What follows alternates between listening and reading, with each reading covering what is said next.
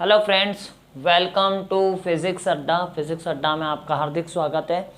आज हम लोग कूलम्स लॉ के बारे में पढ़ने वाले हैं। सबसे पहले हम लोग ये देखेंगे कूलम्स लॉ क्या होता है और कूलम्स लॉ का डेरिवेशन हम लोग देखेंगे, स्टेटमेंट समझेंगे। इसके पहले कि आपने चैनल को सब्सक्राइब नहीं किया तो जल्दी से कर लीजिए और बेल आइकन को भी दबा दीजिए ताकि आपको लेटेस्ट अपडेट्स और वीडियोस देखने को मिल सकें। चलिए देखते हैं आज का topic Coulomb's law.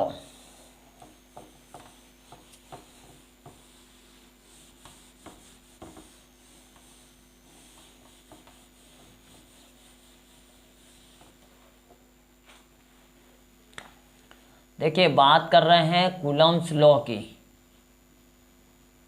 Coulomb's law, तो कूलम्स लॉ अपने को क्या बता रहा है? कूलम्स लॉ अपने को ये बताता है कि the force of interaction between two charges, force of interaction between two charges, force of interaction between two charges is directly proportional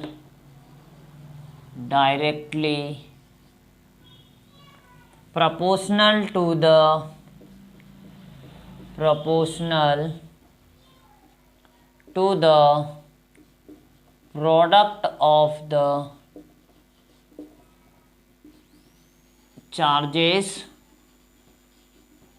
and inversely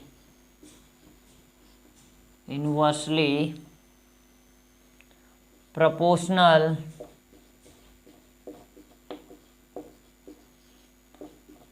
to the square of the distance between them, square of the distance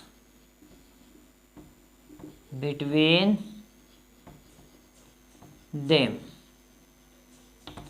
देखिए, Coulomb's law का हमारे पास ये statement हो गया है। सबसे पहले समझते हैं ये स्टेटमेंट जो हमने लिखा हुआ है इसका मतलब क्या है। देखिए, दो चार्जेस हैं अपने पास, एक चार्ज ये रहा, दूसरा चार्ज ये रहा। इस पर इसको ले लिया है Q1 और ये चार्ज है हमारे पास Q2। यदि हम लोग बात करें कि इन दो चार्जेस के बीच में फोर्स कितना लगेगा, तो उसके फोर्स जो होगा उस पर हम बात करेंगे। इनके बीच की जो दूरी है, डिस्टेंस है, वो स्मॉल r है। इन दोनों के बीच की दूरी कितनी है? स्मॉल r दूरी है। तो चलिए देखते हैं। यहाँ पे देखिए, force is proportional to Q1 Q2। देखो, स्टेटमेंट में भी हमने यही लिखा है। स्टेटमेंट में हमने क्या लिखा है कि force is proportional to product of the charges. देखिए, प्रोडक्ट है और प्रोडक्ट ऑफ द चार्जेस के क्या है, वो प्रोपोर्शनल में है। And force is inversely proportional to square of the distance between them, मतलब उन दोनों के बीच में जो डिस्टेंस है उसके इनवर्सली प्रोपोर्शनल है। ठीक है, तो चलिए दो इक्वेशन मान लेते हैं। ये फर्स्ट इक्वेशन, ये second equation. From equation 1 and 2, from equation 1 and 2, 1 and 2 को मान के चले तो F जो होगा वो प्रोपोर्शनल में होगा Q1 Q2 के, एंड इन्वर्सली प्रोपोर्शनल में होगा R स्क्वायर के। ठीक है, होप आप लोगों को क्लियर हो रहा होगा। F proportional to Q1 Q2 and inversely proportional to R square. यहाँ पे देखिए, F इज इक्वल टू, जब ये प्रोपोर्शनलिटी का साइन में हटाता हूँ तब क्या लगाते हैं, कोई कांस्टेंट के लगाते हैं। तो Q1 Q2 डिवाइडेड बाई ये हो गया R स्क्वायर, वेयर के जो कांस्टेंट के है उसको हम लोग क्या लिखेंगे, constant K equal to coulomb's constant, coulomb's constant. ठीक है, इसको कूलम्स कांस्टेंट बोलेंगे।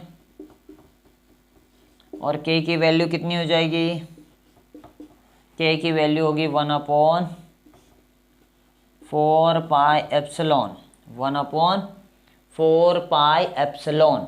जबकि ये जो एप्सिलॉन यहाँ पे लिखा हुआ है एप्सिलॉन, ये एप्सिलॉन क्या है 4 पाई एप्सिलॉन, ठीक है।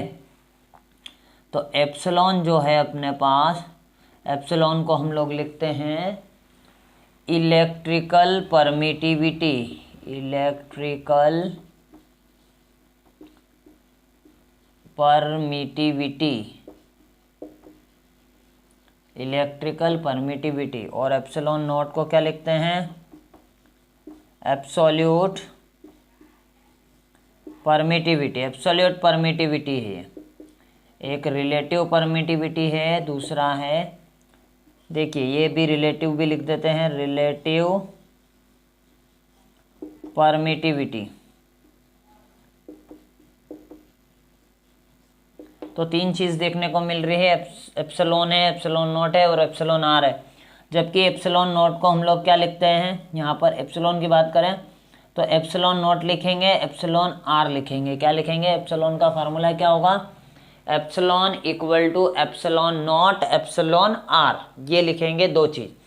अब यदि बात करूँ मैं कि एप्सिलॉन नॉट की वैल्यू कितनी होती है, तो value of epsilon naught equal to 8.854 into 10⁻⁻12, ये लिखेंगे। यदि इसकी यूनिट की बात करें तो इसकी यूनिट होगी न्यूटन इनवर्स मीटर की पावर -2 कूलम का स्क्वायर, ये यूनिट हो जाएगी, ये क्या हो जाएगी, यूनिट हो जाएगी अपने लिए। तो देखिए ये फॉर्मूला एक्चुअली आ चुका है, लेकिन यदि हम लोग एयर की बात करें, फॉर एयर कूलम्स लॉ कितना होगा फॉर एयर, देखिए मैं रब कर देता हूँ ऊपर से, ऊपर जो स्टेटमेंट है उसको हटा देता हूँ। चलिए स्टेटमेंट हटा दिया गया है। अब देखते हैं आगे, देखिए यहाँ से बात करें, फॉर एयर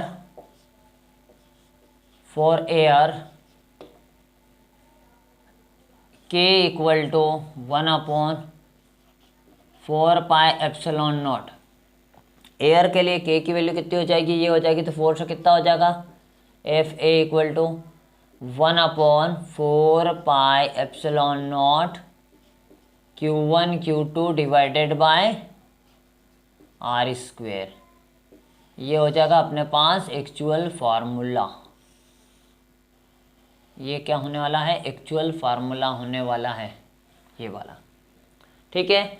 तो यही अपने पास क्या है, यही अपने पास Coulomb's law in scalar form, Coulomb's law in scalar form, ये कूलम्स लॉ है और वो भी किस फॉर्म में है, स्केलर फॉर्म में अपने पास दिया हुआ है, ठीक है। होप आप लोगों को अच्छे समझ में आएगा। यदि के की कंप्लीट वैल्यू की बात करें 1/4 पाई एप्सिलॉन नॉट की वैल्यू क्या होगी, तो वैल्यू होगी 9 into 10⁻⁹, 9 into 10⁻⁹ newton metre square coulomb to the power -2, ठीक है, ये वैल्यू हो जाएगी। होप आप लोगों को बढ़िया तरीके से समझ में आया होगा। यदि नहीं समझ में आए तो मेरे प्रीवियस वीडियो ज़रूर देखें ताकि आपको अच्छे से और क्लियर हो पाए, ठीक है। चलिए नेक्स्ट बात करें, इसको क्लियर कर देते हैं।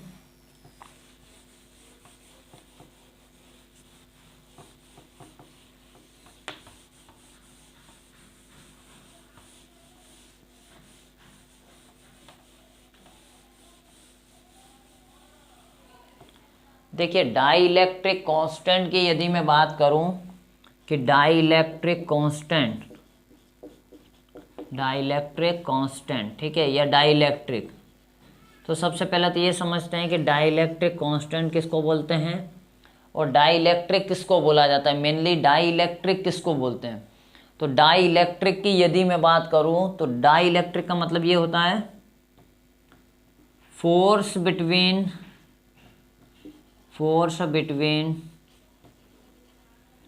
To charges placed in air to the force between same charges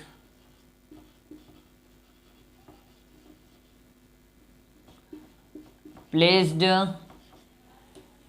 same charges placed in any medium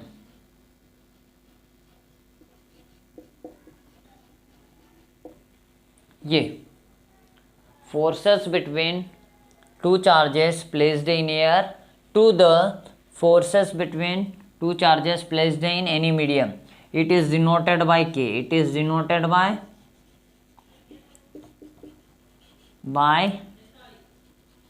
K.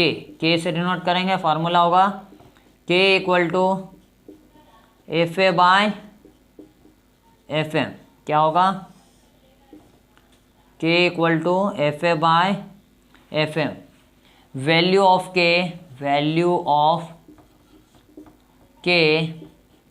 For